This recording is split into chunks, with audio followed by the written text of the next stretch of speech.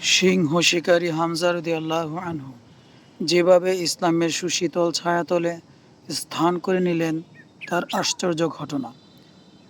তার ডাকনাম হামজা, আর কুনিয়াত নাম হলো আবু ইয়ালা ও আবু আম্মারা, এবং উপাধি হলো আসাদুল্লাহ। তিনি ছিলেন রাসূল সাল্লাল্লাহু আলাইহি সাল্লামের আপন চাচা। হযরত হামজা রাদিয়াল্লাহু আনহুর মা হলো হালা বিনতে ওয়াহেব, হুজুর সাল্লাল্লাহু আলাইহি সাল্লামের জননী আমেনা এর চাচাতো বোন। তাছাড়া হামজা রাদিয়াল্লাহু আনহু ছিলেন রাসূল সাল্লাল্লাহু আলাইহি সাল্লামের দুধ ভাই। আবু লাহাবের দাসী সুয়াইবা তাদের দুজনকে দুধ পান করিয়েছিলেন। হামজা রাদিয়াল্লাহু আনহু হুজুর সাল্লাল্লাহু আলাইহি সাল্লাম থেকে 2 অথবা 4 বছরের বড় ছিলেন। ছোটবেলা থেকে হামজা ছিলেন তরবারি চালায় পাকা, তীরন্দাজ এবং কুস্তিগিরিতে ছিল তার ভীষণ আগ্রহ। ভ্রমণ ও শিকার হয়েছিল তার সীমাহীন আগ্রহ।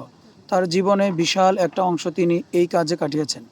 বেশ কিছুদিন হলো মক্কার অলিতে গলিতে আল্লাহ তাআলার একত্ববাদের ঘোষণা উচ্চারিত হচ্ছিল। হামজা রাদিয়াল্লাহু আনহু যেহেতু কঠোর সিপাহী, তাই তিনি এই বিষয়ে তেমন কর্ণপাত করতেন না। তাওহীদের দাওয়াতের ব্যাপারে তার তেমন মনোযোগ ছিল না। একদিন হামজা শিকার থেকে ফিরছিলেন। সাফা পাহাড়ের কাছাকাছি আসলে আবদুল্লাহ ইবনে জুদানের এক দাসী তাকে ডেকে এই খবরটি দিল। বলল, আবু আম্মারা, আরেকটু আগে যদি আসতেন আপনার ভাতিজার করুণ অবস্থা দেখতে পেতেন। তিনি কাবার পাশে মানুষকে তাওহীদের দাওয়াত দিচ্ছিলেন। আবু জাহেল মুহাম্মদ সাল্লাল্লাহু আলাইহি সাল্লাম অর্থাৎ আপনার ভাতিজাকে শক্ত গালি দিয়েছে এবং ভীষণ কষ্ট দিয়েছে। কিন্তু আবু জাহেলের কথার উত্তর না দিয়ে শান্তভাবে অসহায়ের মতো ফিরে গেলেন। এই কথা শোনার পর হামজার শরীরে সিপাহী সুলভ স্বভাব জেগে উঠল এবং মাথার রক্ত গরম হয়ে গেল। দ্রুত তিনি কাবার দিকে এগিয়ে গেলেন। তার অভ্যাস ছিল শিকার থেকে ফিরে আসার পর যার সাথে দেখা হতো 2-4টে কথা বলতেন। কিন্তু আজকে কারোর সাথে কোনো কথা না বলে প্রতিশোধের আগুন নেভানোর জন্য সোজা কাবার দিকে চলে গেলেন।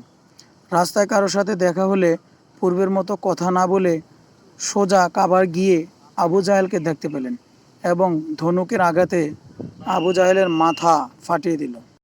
অবস্থা বেগতিক দেখে বনু মাখজুমের কিছু লোক এসে আবু জাহেলকে সাহায্য করল। তারা বলতে লাগলো, হামজা, তুমি মনে হয় ধর্ম থেকে হয়েছ। হামজা রাদিয়াল্লাহু আনহু বললেন, যখন তার সত্যতা আমার কাছে প্রকাশ পেয়ে গেছে তখন আমাকে তার থেকে বিরত রাখবে কে?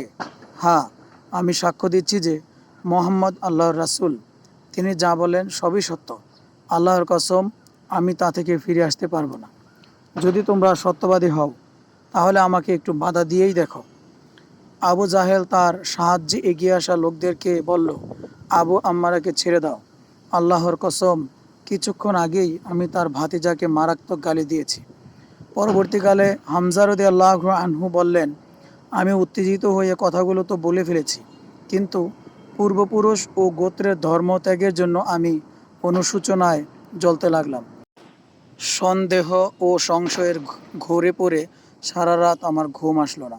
কাবায় এসে অত্যন্ত বিনীতভাবে আল্লাহ তাআলার কাছে দোয়া করলাম যেন আমার অন্তর দুয়ার সত্যের জন্য খুলে যায়, অন্তর থেকে সংশয় দূর হয়ে যায়।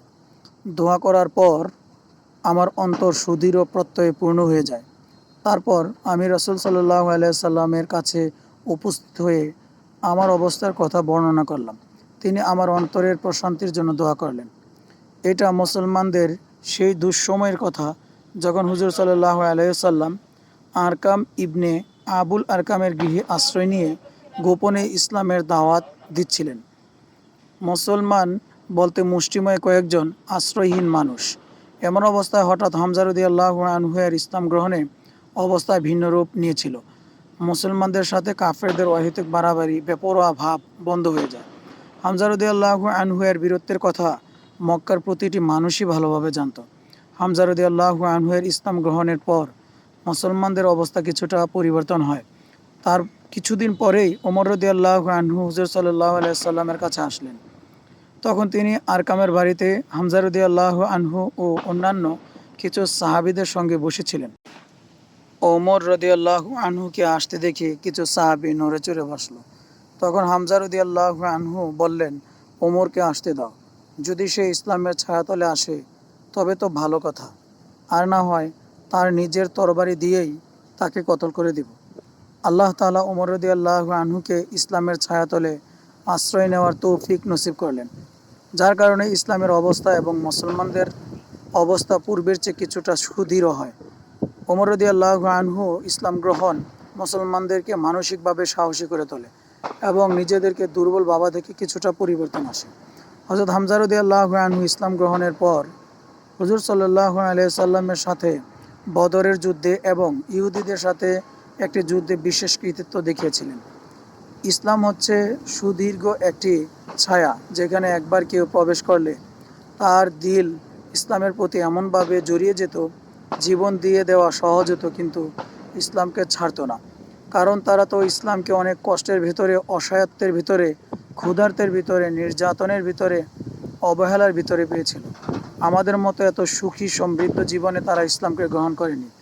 আমরা তো বাপদাদার সূত্রে রেডিমেড পেয়েছি।